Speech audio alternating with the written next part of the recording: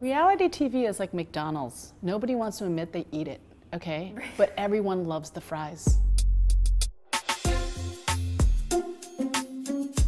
My name is Yan Huang, and I was on Survivor twice, and I was known back then for being the first Asian American on the show. I'm Amber Marchese. I was on Real Housewives of New Jersey season 6 and Marriage Boot Camp, and I'm in real estate now. I'm Irene. I'm from Seattle, Real World, and I'm most known for being assaulted by another cast member while leaving the show. There was that famous scene where Snooki got hit and then it got pulled from TV immediately. I was hit on the Real World and the opposite happened. It was aired on TV ad nauseum, and I think it was like the real start of, sheesh, this makes us tons of money. I hope you are so full of shit. You're fake as shit. That's why you don't feel comfortable.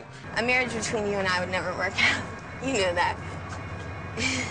Because you're homosexual, Steven. So essentially this guy had been calling me the B word numerous times throughout the day. He was also very homophobic, and as I was leaving the show, I said, you know, you and I could never get married because you're a homosexual. He had stolen a bunch of my stuff. It was just awful. And he's throwing it in the ocean, I guess, and then he comes after me and he hits me. For me to even do something that mean is so out of character, but I just wanted my teddy bear back. It sounds really lame repeating it now. And I would argue, in that instance, it is the production's responsibility not to air that. And if they, for example, cared at all about Steven's sexuality or me being assaulted, it was their responsibility not to air it. Right after my episode, and there was a couple other people that got hit on the show, like that closed down. Even in like the reunion, we had to stay seated. You were not allowed to touch. Did you audition? I was actually auditioning for acting roles, and I got a couple gigs, and I was approached by the production team. They saw my profile on a page, and they contacted me. So I was a really good fit for that role. I don't like to say role because, you know, that position, I should say. Why did you go on Real World? They had tryouts in my college, and during the tryout process, I remember thinking, oh, I don't know if this is for me. I was so put off by kind of the selection process the day they showed up to film you. My mother made them all this food and kept talking to the cameras. The people filming are 26, 27, and to her, she's, you know, offering them food. They wouldn't take her cookies, and it was around Christmas time. My mom's very into Christmas, so there's knickknacks, and she prepares for a month decorating the house. And they said, well, we don't know when this is gonna air. Do you mind undecorating Christmas? And now they've refused my mom's food. They're not speaking to her, and they're asking her to take down Christmas. And she was like, what's wrong with these people? Right. The audition process for Survivor back in the day was very intensive. We had to do like push-ups and take all these psychological tests and run a mile, and it was very arduous, and in retrospect, completely unnecessary, because the show is not about physical fitness. But that's interesting, so you took psychological tests. We did, we had to take psychological tests. If you're a psychiatrist or a psychologist and your job is to screen people for reality TV, you're evil. Like, that's the epitome of like going against the Hippocratic Oath. I just think that they're trying to get through the most fucked up, actually. So if you fail, you're on the show. Well, I think they were trying to make sure that you weren't gonna actually be totally insane. I'm sure that's what they tell you. Oh my God, I never thought about it that way. I'm the craziest and I got cast. Now you're getting it. You were on Real Housewives? Yes. New Jersey? Of New Jersey. Of New Yes. Jersey, okay. Yes. How many seasons? 1 season, and that was enough for me. Guess what? We're gonna not have those conversations right now, because as women, we're going to rise above it and try to... She's trying to protect you. I want to rise above it You and not don't know fight. Bobby told me about your family. You don't, okay, hon? Yeah. Actually, to believe it, I would have went back. My husband was like, hell no, because it affected his work. He was really portrayed in a negative light. But you feel like you would have done it again? Yeah, I think I would have. And in a way, I enjoyed it because during my, my regular life, I don't live like that. On reality TV, you kind of indulge in what you know you're not supposed to be doing. Really? So I go for that fight. I fight. I get angry. Someone should do a psychological analysis on me. Like, it was like abuse, but why am I going back? Survivor, it's slightly different, right? Because I guess if there's a game element to it. good. They starve you on Survivor, so you'll be hangry. Right. And you can't think straight, and you make bad decisions, and you say silly things. Now that I have an immunity win, I know that Alicia's head is on the chopping block, Rob Mariano's head's on the chopping block, and so is Rupert's. Stupid people. Stupid people. Let me just say that again. Stupid players. People ask, oh my gosh, how was the show? Do you like the way that you were portrayed?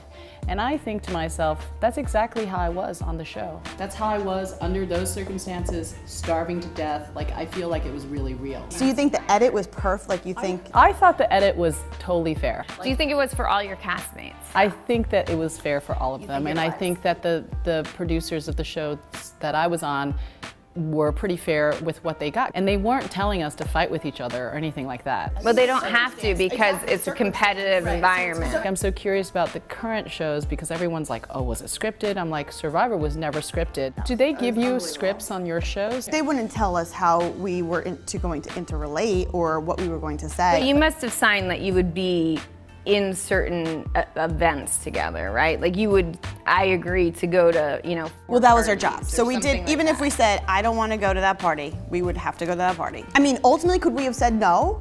Yeah, but it would have been really bad. When you did Housewives, that had been on TV, reality TV had been a thing for a really long time. Sure. I was a 22-year-old kid. Like, we were all kids. In fact, the age range for the real world has changed. Has it? Yeah, because they need people to drink. The secret sauce. The secret sauce. Yeah. They definitely had alcohol, and it was definitely, I would say, encouraged for sure, but it's not the way it is now. I mean, I think now these shows are set up with alcohol. I mean, it's no wonder the first real person from reality TV to make money off of their show from their brand was that girl Bethany who invented an alcoholic drink. With scripted TV, it was a prop, or if somebody had an alcohol problem, it would be discussed within the narrative of the scripted show, and it would be typically solved. Whereas we're watching these housewives get drunker and drunker and drunker. Production, production never put a drink in my hand. Did they say you must drink? They didn't say anything. Right. They just, if it was out, we all were adults and we were able to choose if we wanted to drink. In fact, the reunion, it was dry. Oh. That was a bitch. That's too bad. I was like, are you kidding? A lot more hair pulling if there was Seriously. some alcohol involved. You know, in my show, there was no competition, right? So they really had to set up the conflict. We all worked at the same radio show, but only 3 of us could be DJs. So we're all competing to be DJs. So they did really lame things to guarantee, first of all, that we were together, but also that there was some sort of loss. I left the show early. I left because it was so set up for conflict. But you kind of knew it, though. You didn't know back then. No, you didn't know. I mean, I think I thought it would be fun. I think the other thing is, and I think this is the hard part for the audience to really understand, is, you know, you think you know yourself, and you know who you are, and so you think, well, I don't fight with people, but you're cast with somebody who might be calling you, for example, the B word, you know, over and over and over and over and over. And it's like, oh, well, I've never been in a situation of verbal abuse before, so like, I really don't know who I am in this environment. And like, was I expecting that? I was leaving the show because I was so disappointed with how it was set up for conflict and how much the producers were involved in sort of hurting humans. It was just pretty disgusting to me. The most frustrating thing is that when you're in the moment, when you're in the scene, you know everything, you see everything, right? And you know what's going on. But when someone's watching and has an opinion, you're like, wait, but that's not what just happened. Yeah. You don't understand. Just like the producers have an even bigger picture because they see even, it's like they're God. They get to see everything. And then we see this little world, and then the viewers see even a smaller world, exactly what the producers and editors want them to see. And that was my most frustrating thing. But we were required to go to an interview once a week. And you could just see where we were getting set up, you know, and then you were— By the very questions that yeah, and the interviews and the power dynamic. They have hours of footage on you, And so you want to get along with these producers and directors, and you don't want to like stir the pot with them. Like it almost matters less how your roommates feel about you and more how these directors and producers are pleased with you, because you're hoping with all that footage that they edit you well. This is the stuff that you get to think about when you're fed, because when you're starving, you don't think about any of that at all. You're like, let me just say what I need to say and get out of here so I can go find some coconuts to eat. I think I like that because it puts everyone at the same level playing field too. But there was some manipulation with the producer, so I'm about to tell you a secret about Survivor. Because you're so hungry, sometimes you don't do what they want you to do. Because if you're really, really hungry, all you want to do is sleep. Sometimes in the morning we'd wake up and there'd be all this like squid on the beach. And we were like, oh my God, the gods of the tropics have dropped all this squid on the beach.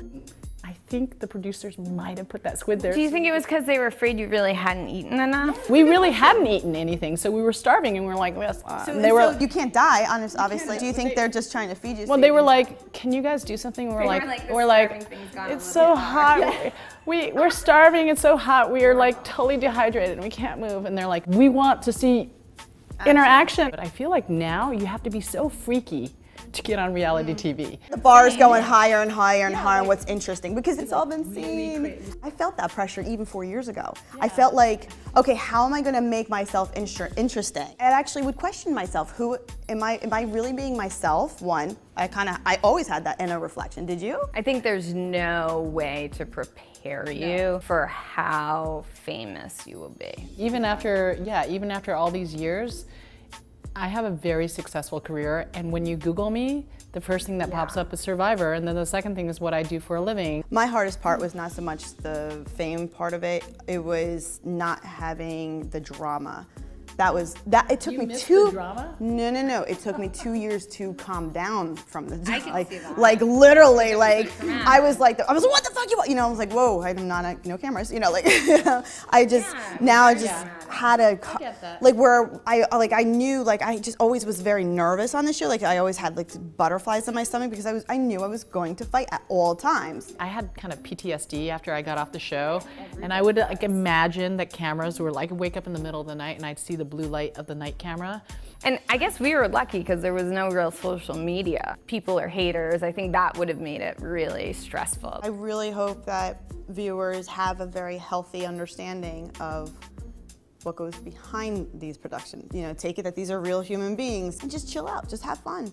Chill out. It's not a thing that you should take very seriously. Right. Yeah.